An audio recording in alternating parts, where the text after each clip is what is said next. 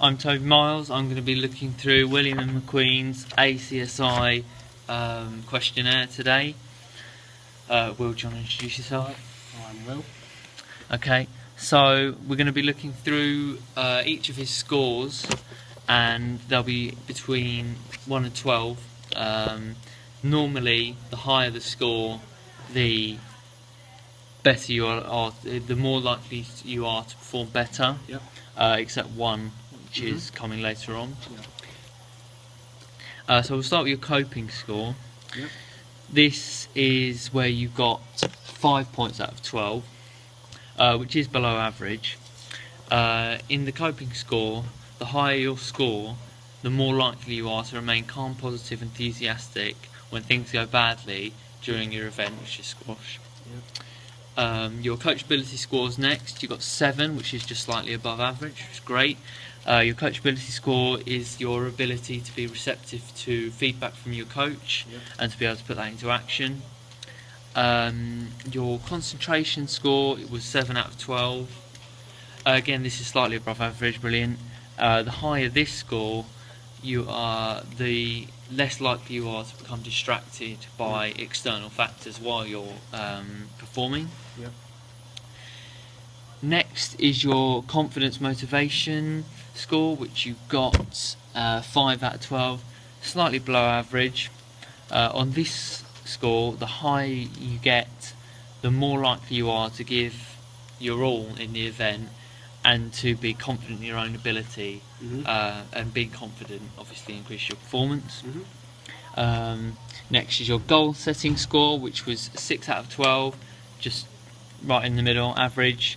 The higher this score, the more likely you are to set yourself effective goals which you're likely to achieve. Yep. Next is the peaking under pressure score, where you got 0 points, so this is fantastic. The higher your score for this one, the more likely you are to find high pressure situations difficult. But as you scored 0 out of 12, that means you cope really well under pressure, so that's brilliant.